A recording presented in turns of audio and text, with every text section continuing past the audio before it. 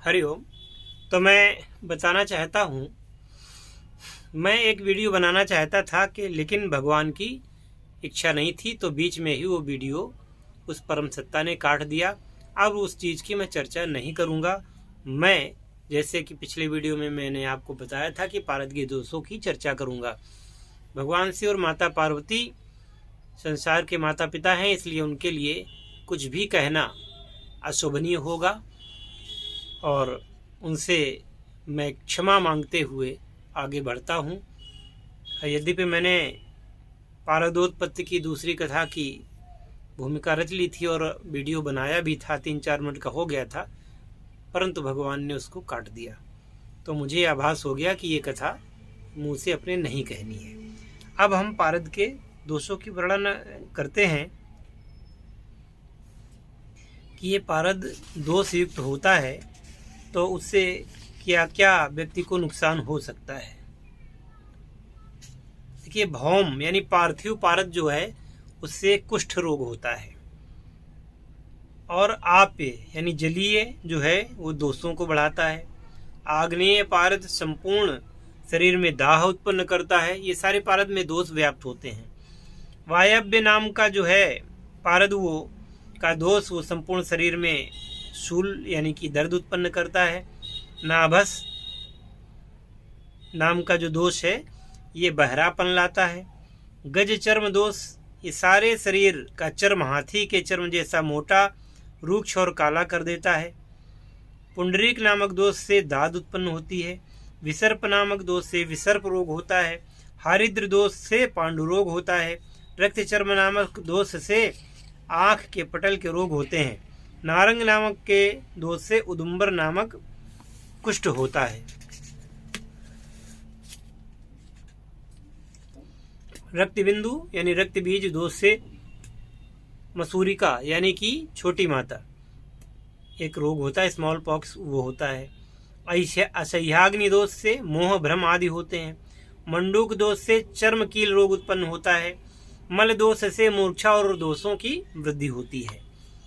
अब और भी जो है दोषों का स्वरूप है। कालिका नामक दोष युक्त पारद के सेवन से शरीर का वर्ण काला हो जाता है। मालिनी नामक दोष से युक्त पारद के सेवन से मलों का संग्रह होता है। कपोती नामक दोष से युक्त सेवन से स्वर आपका विकृत हो सकता है। रक्त कंचुक दोष युक्त पारद के सेवन से शरीर में फोड़ा हो जाता है, स्फोट। सलोमी दोष युक्त पारद के सेवन से उल्टियां होने लगती हैं। और गिरिजा दोष युक्त पारद के सेवन से शरीर में जकड़न हो जाती है। पिंगली दोष युक्त पारद के सेवन से नेत्र का स्वरूप नष्ट हो जाता है। और इस प्रकार से 7 कंचुक दोष युक्त पारद को खाने से उत्पन्न रोग होते हैं। यौगिक दोष से युक्त पारद अगर है तो विष दोष से युक्त पारद का सेवन करने से व्यक्ति की मृत्यु भी हो जाती है। नाग दोष से युक्त पारद का सेवन करने से शरीर में जड़ता हो जाती है। ये जो है दोष हैं। बंग दोष से युक्त पारद का सेवन करने से शरीर से दुर्गंध निकलती है। ये तीनों कष्ट जो है यौगिक दोष से उत्पन्न होते हैं। अब आप समझ लीजिए कि अगर पश्चिमी विज्ञान कहता है कि पारद जहर है, तो मैंने जितने दोष बताए ये दोष अगर पारद में बने रहे तो पारद जहर ही है, और ऐसा जहर जिससे बचने का कोई आपके पास तरीका नहीं। इन्हीं सभी जहरों को, इन सभी से दोषों से मुक्ति हेतु पारद को स्वच्छ, निर्मल और संस्कारित करने का विधान है। क्रमशः जब संस्कार होते जाते हैं तो पारद के सारे दोष क्रमशः छूटते चले जाते हैं, और एक समय आता है जब पारद अपने आप में सिद्धि प्रदायक हो जाता है, सिद्धि प्रदान करने लग जाता है। इसमें सबसे पहले व्यक्ति को ये आदेश है कि जब वो वेद सिद्धि करे, वेद, तो पहले वो लौह वेद करे, यानी पारद से लौह का वेधन करे। यानी कि ताम्रादि धातुएं हैं, जस्ता है और आपका रांगा है, चांदी है, इनका वेद करके पारद के द्वारा स्वर्ण इत्यादि की सिद्धि प्राप्त करे। जब वह लौह वेद में प्रवीण हो जाए तब उसका देह वेद के लिए उपयोग करना चाहिए।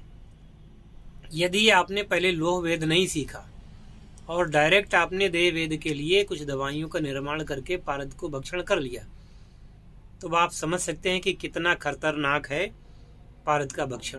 ये डायरेक्ट मृत्यु भी प्रदान कर सकता है और ऐसे रोग उत्पन्न कर सकता है जिनका फिर निराकरण किसी के बस की बात नहीं होगी।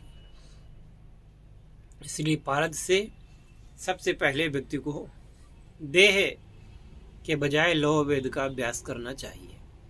लौह वेद में आप निम्न धातुओं को उच्च धातुओं में परिवर्तित करने का प्रयास करें।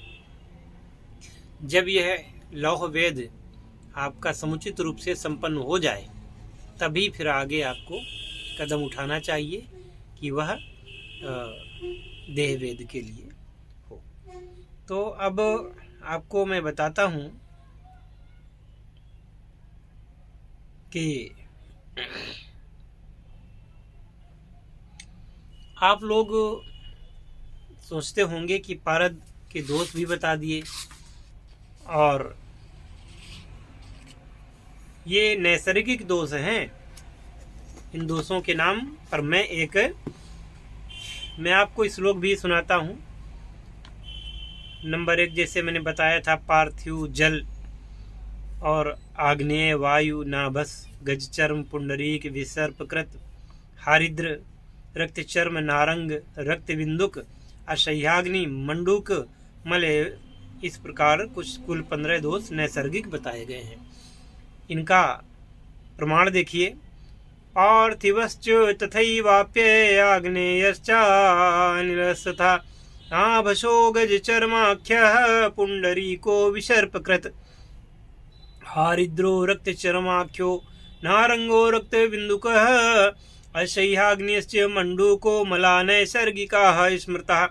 और जो इसके साथ में औषधिक दोष है वो है काली कामालिनी चैव कपोती रक्त कंचुका सलोमी गिरिजा चैव पिंगली सप्त कंचुकाः औपाधिका इमाज्ञेया पारदे कीर्तिता प्रिय। तो इस प्रकार से आपको मैंने आज ये बताए। अब पारद की गतियां देखिए। पारद की 5 गतियां होती हैं। पारद की गति क्या क्या है उसके बारे में सुने।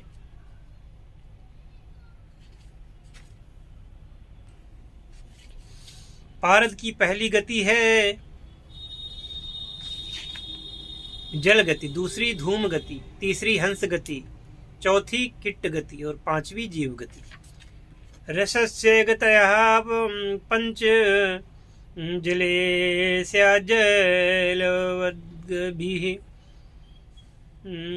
वद्गतिः धूमे धूम गति स्तूतस्तरणे हंस वद्गतिः किट्टे किट्टि निभा देवी पंचमी जीव वद्गतिः चतुस्रो गतयो दृश्या दृश्या पंचमी गतिः यंत्रौषधायै रोधव्याचस्तस्रोगत प्रिये ध्यान मंत्रोषधादेयश्च रोधव्या पंचमी गति। जल में तैरते हुए पारद निकल जाता है तो उसको जल गति कहते हैं। जब पारद धुआं बन करके उड़ जाता है तो उसे धूम गति कहते हैं। हंस गति यानी जल में हंस की तरह तैरता हुआ अगर निकल जाए पारद, इसे हंस गति कहते हैं। और पारद किट्ट के रूप में जब प्राप्त होता है, इसे अपद्रव्य समझकर जब हटा देते हैं उसे किट्ट गति कहते हैं। अधिकतर इसे मलगति भी कहा जाता है। जीव गति जिस तरह से शरीर से आत्मा निकल जाती है हम उसे देख नहीं पाते हैं, उसी प्रकार पारद यत्न पूर्वक कार्य करते समय अदृश्य रूप से निकल जाता है, उसे जीव गति कहते हैं। तो इन 4 गतियां जो हैं, जल गति, धूम गति, हंस गति, किट्ट गति, इसको यंत्रों और औषध के द्वारा रोका जाता है, किंतु 5वीं जो गति है अदृश्य है, अतः उसे मंत्र, ध्यान और दिव्य औषधियों से ही रोका जा सकता है। तो आज मैंने आपको बताया कि पारद के दोष क्या हैं, पारद के दोषों के बारे में और पारद की गति के बारे में। अब इस पारद की गति को जो व्यक्ति रोक देता है वही अपने आप में सिद्ध हो सकता है। पारद की गति जो नहीं रोक पाता वो सिद्धि प्राप्त क्या करेगा। अब अगर आप विधिवत पारद के संस्कार, पारद से स्वर्ण रजत सीखना चाहते हैं तो हमारे चैनल श्री बालाजी एल्केमी को सब्सक्राइब करें और विधिवत इसकी दीक्षा लेकर के विधिवत इस क्रिया को आगे सीखने के लिए उद्यत हों। अगर आप सही तरीके से ज्ञान नहीं प्राप्त करते तो फिर वो ज्ञान अज्ञान के समान है और बिल्कुल भी सिद्धिदायी नहीं हो सकता। ये बात आप पहले समझ लें।